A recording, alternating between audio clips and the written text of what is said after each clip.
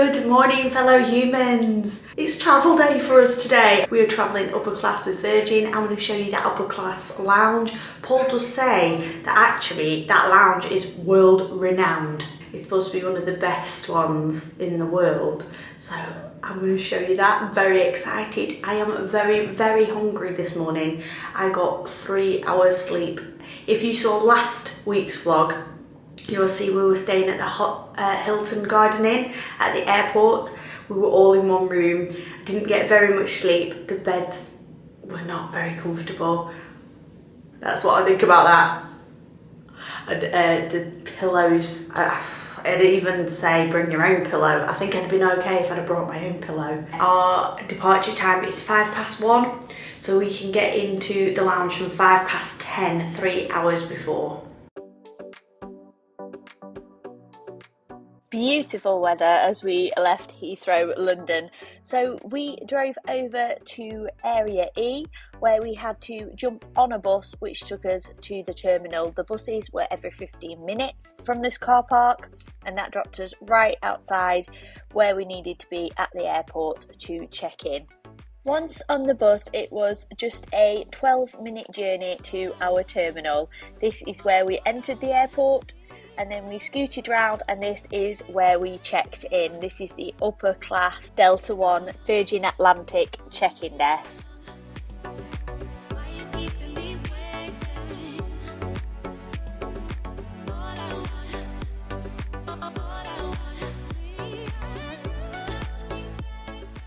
We headed over to Terminal 3 where we were departing.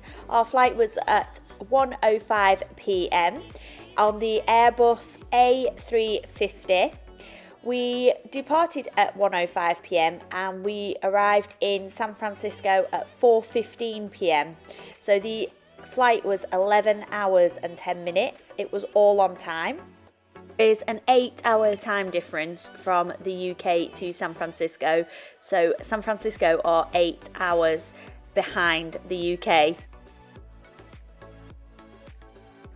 We made our way over to the Virgin Atlantic Clubhouse. That is the lounge that is at Heathrow Airport. Once in the lounge, all the food and drinks are complimentary.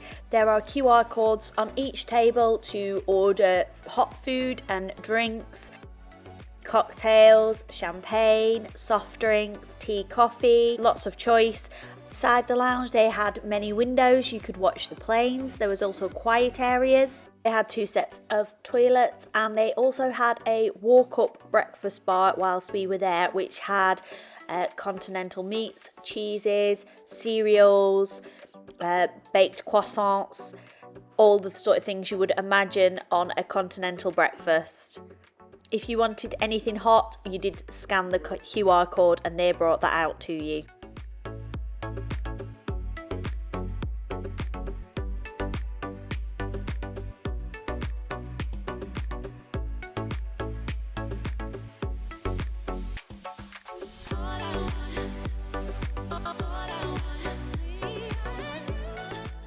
They also had this outdoor area which you could come up, sit out and look at the planes. On a nice day, this would be lovely. However, maybe not quite today. Laurie had a little peek up here to show you guys.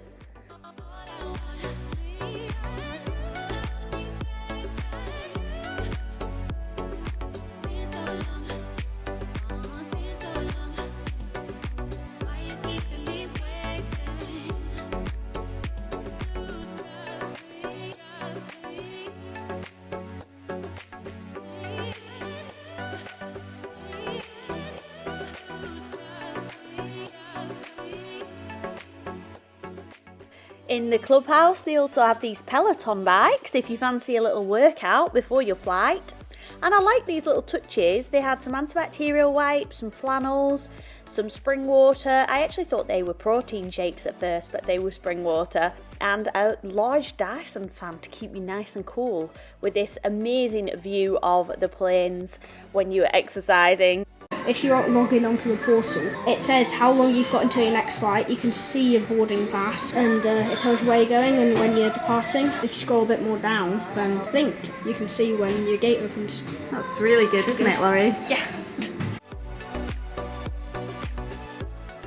This leafy area that we like to hang out in with the very comfortable chairs, you could not eat in that area, so you did have to come through to this main hub to eat.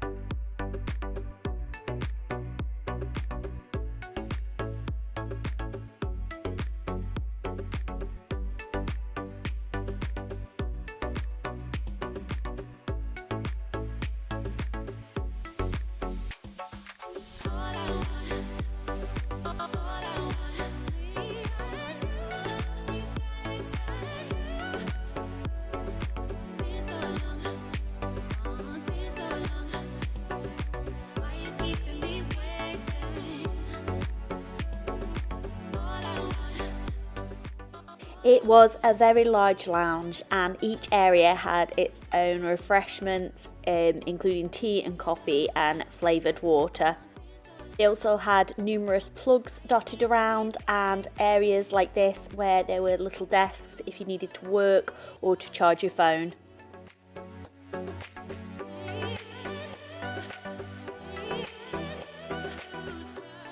All the staff were really friendly who we came into contact with.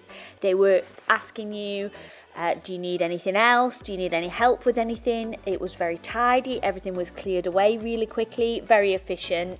It was a lovely area to spend time in.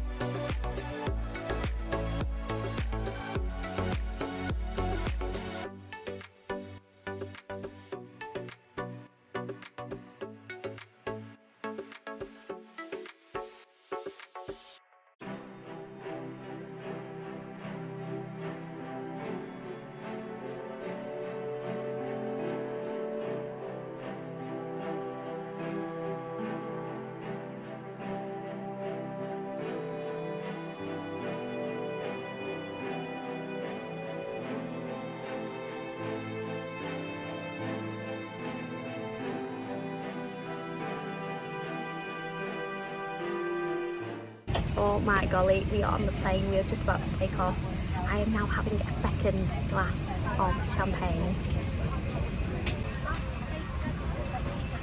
What are they? Oh, that's good. Yeah, he might not have opened it yet. I'll get him to see if he has. Bye.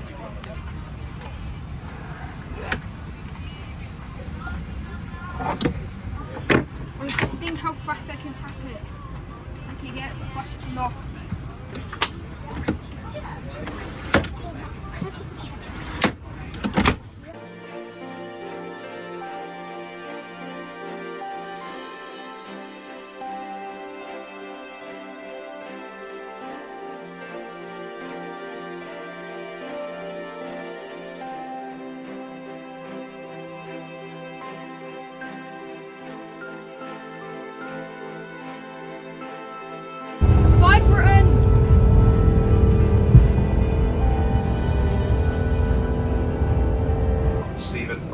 Can do to make your flight more comfortable, then please do not hesitate to ask. All we ask now is that you sit back, relax, enjoy the service, enjoy the entertainment and get some rest if you need. And we'll get you to San Francisco as quickly and most importantly as safe as possible. Thank you. This is a different one than yours. Okay. Yep. Push it out. Oh. Pops out from the side. Wow. And what you do, this button here. Yeah. It turns it into a bed. Fully flat bed. And under here, for each camera, there is a little like bed sheet covers. Once we were up in the air, they came round with snacks. We got some crisps and I got a non-alcoholic cocktail. They do really good mocktails on the Virgin planes. I've had one before, very good. It was made with white tea, a sparkling white tea. And also you get this goodie bag, which contains an eye mask, socks, earplugs, a pen, a toothbrush, some toothpaste and some moisturisers and lip balms. I really used that lip balm on this flight. My lips got really chapped. Then it was time for lunch and I had the carrot terrine. It was very, very delicious. This was the best out of all the courses. It didn't look very much, but it was really, really tasty. Then for main, I had the spinach and ricotta tortellini. It was okay. It had some nice artichoke on there, some small aubergines. The pasta was a little bit dry, really nicely presented. And then this was the dessert. This was a little bit of a letdown. It didn't really taste of much. It was the bread and butter pudding. So I poured my cream over the top. The stewed fruits were nice, but the actual pudding itself was quite bland.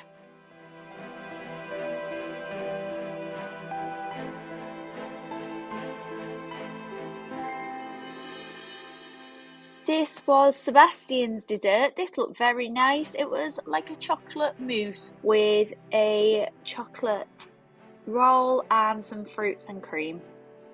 And for the plate I had been most anticipating, the cheese plate. It was delicious. So this is Paul and Laurie's. Paul had pork with vegetables and dauphinoise potatoes, and Laurie had sweet and sour pork with rice and veg.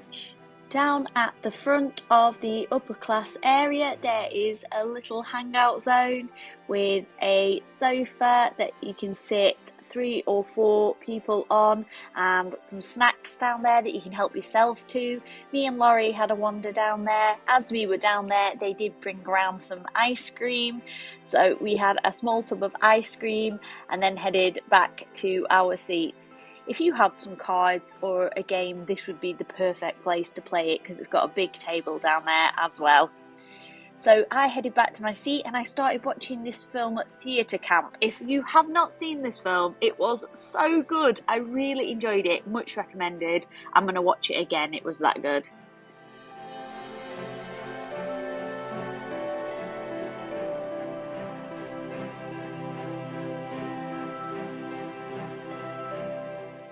As Laurie wanted to try and have a nap on board, he asked the crew for some pyjamas. These are complimentary, but you do have to ask for them if you're on a daytime flight. You get a little sleeping mask in your goodie bag and some earplugs, so he was all set. He put the Headspace app on, which was on the entertainment, which was really good. Lots of different meditations. There were meditations as well for people who have fear of flying. There were ones for if you have jet lag. There were ones if you wanted to go to sleep. So they were worth checking out. Look, we're right above loads of snow. You can see it better at the window. To take you to the window. Right above snow. And you can switch between cameras. See the top of the camera. If you want, I can bring you over just on one of the windows. Okay, go on then. You take it to the window. Okay. It's a bit messy, sorry.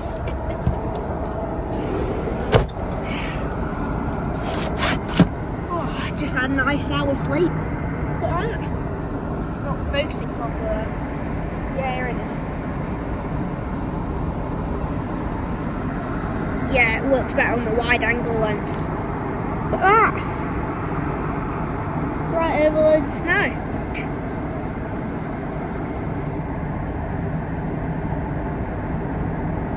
2 hours before landing, they came round with your evening meal. So this, I got an Impossible burger. It was bob on. It was really good. I really enjoyed that burger. And Sebastian got scones. They came with jam and lemon curd and clotted cream. I actually had a couple of bites of those scones. They were very nice. Then we started to descend into San Francisco. Paul's taken this lovely footage of the plane coming into land.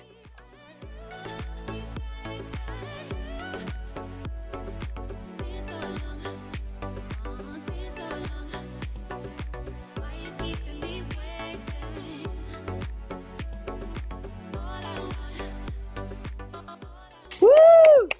Tell me you're one of those people who claps when the plane touches down.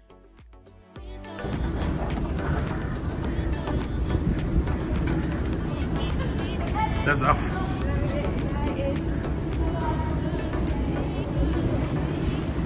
Oh, we want to like touch that. And then, like, I can imagine what it feel like. Weird. It'd be better to get him through security and to our bags.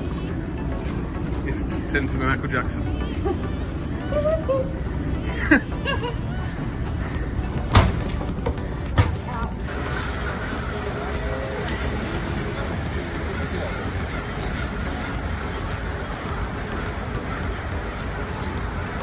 Have you ever seen so many crows? Yeah, loads. Unbelievable.